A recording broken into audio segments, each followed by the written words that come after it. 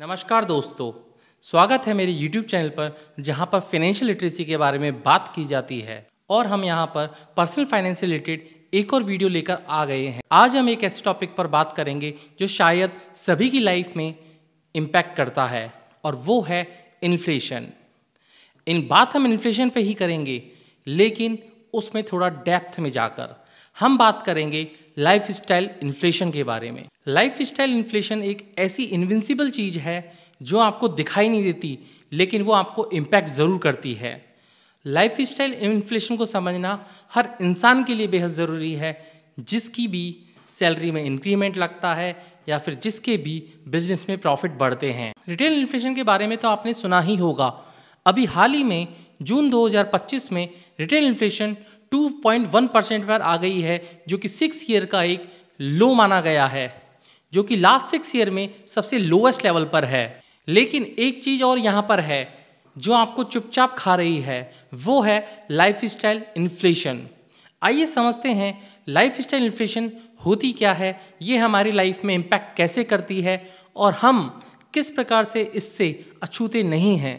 चाहे कोई भी हो, चाहे वो एक भिखारी हो, चाहे एक वो बड़ा बिजनेसमैन हो, सभी लाइफ स्टाइल इन्फ्लेशन से इम्पैक्ट ज़रूर करते हैं। लाइफ स्टाइल इन्फ्लेशन को हम इस प्रकार से समझ सकते हैं, जब भी हमारी सैलरी इंक्रीज होती है, मान लीजिए आपका इंक्रीमेंट लग रहा है या बिजनेस में मोटा मुनाफा होता है या फिर आपके पास आता है बोनस, तो हम हमारी लाइफ स्टाइल को भी उसी प्रकार से ढाल लेते हैं। मतलब सपोज कीजिए मेरी खुद की सैलरी इंक्रीज हो गई, अब मुझे लगता है कि क्या मुझे एक नया फ़ोन ले लेना चाहिए, जबकि मेरे पास ऑलरेडी एक फ़ोन है। और कभी हमें लगता है क्या हमें एक नई कार ले लेनी चाहिए क्योंकि हम अफोर्ड कर सकते हैं, या फिर हमें लगता है हमारे पास एक घर तो है, क्या हमें एक और घर ले लेना चाहिए। हालांकि घर के बारे में डिस्कशन बिल्कुल अलग होगा। अभी हम यहाँ पर लाइफ स्टाइल इन्फ्लेशन की बात कर रहे हैं। कुल मिलाकर 100 बात की एक बात, हम हमेशा सोचते हैं अगर हमारी सैलरी इंक्रीज हो रही है तो हमें हमारे एक्सपेंडिचर्स को भी इंक्रीज कर लेना चाहिए। और हमारे दिमाग में हमेशा यही चलता रहता है, मैं एक अच्छा गैजेट, अच्छा टीवी, अच्छा फ्रिज या फिर इसी तरह की कोई भी इलेक्ट्रिक इक्विपमेंट्स या फिर कार, बाइक, इस तरह की चीज़ें एक्सपेक्ट कर सकता हूँ। लेकिन दोस्तों, यही है लाइफ स्टाइल इन्फ्लेशन। नहीं समझ में आया ना? वापस से समझाता हूँ, एग्जाम्पल से समझाता हूँ, डिटेल से समझाता हूँ। सपोज कीजिए आपकी सैलरी है 1 लाख रुपए और आपकी सैलरी में 10,000 रुपये का इंक्रीमेंट लग जाता है। मीन्स आपकी सैलरी में टोटल इंक्रीमेंट लगता है 10% का। अब आपको लगता है यार मैं एक और EMI अफोर्ड कर सकता हूँ, 7,000 की अगर मैं EMI चलाऊँगा तो मैं आईफोन ले सकता हूँ बेस मॉडल। तो लगभग 1 साल में मैं आईफोन के सारे पैसे चुका दूंगा। आपकी सैलरी बढ़ी नहीं, लेकिन आपने EMI के बारे में पहले सोच लिया।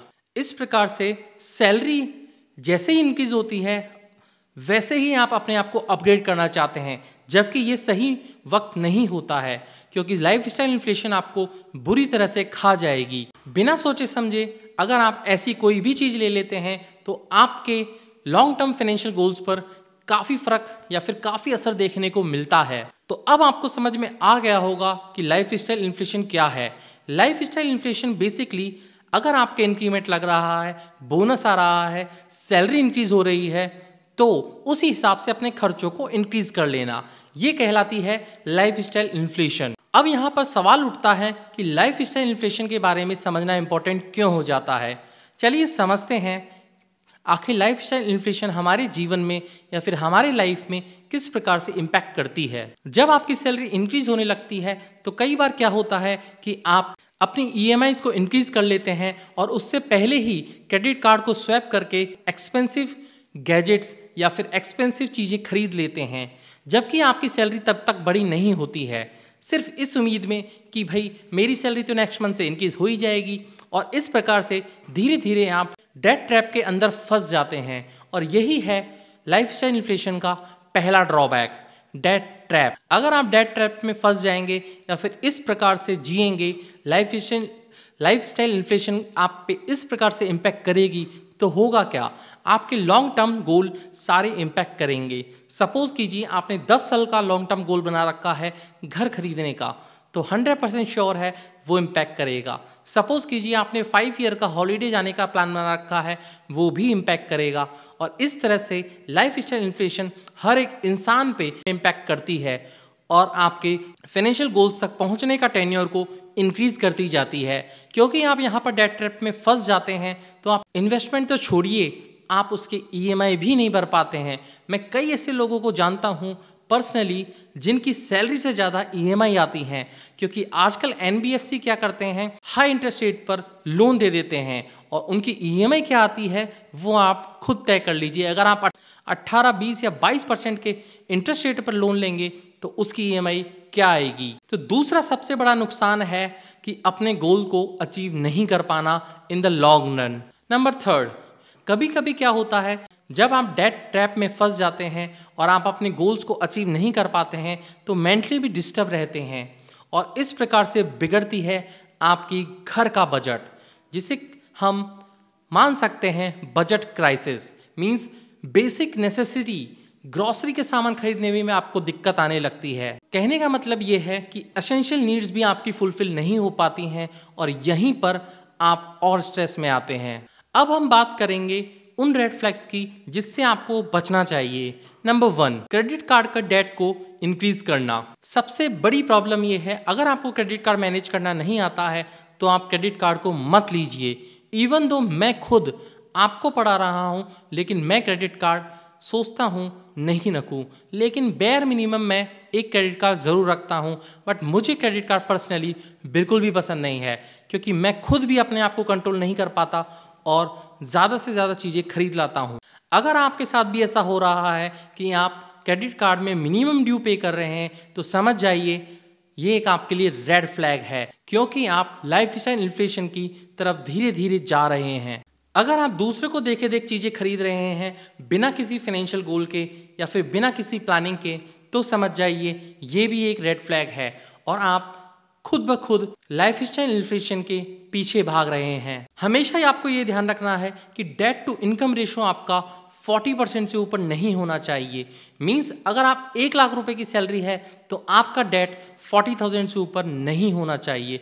अगर इससे ऊपर चला जाता है तो मैक्स टू मैक्स 50% अगर टच करता है तो इसका मतलब है आप लाइफ स्टाइल इन्फ्लेशन की तरफ जा रहे हैं और ये आपको गरीब, बहुत गरीब बनाने के लिए सफिशिएंट है।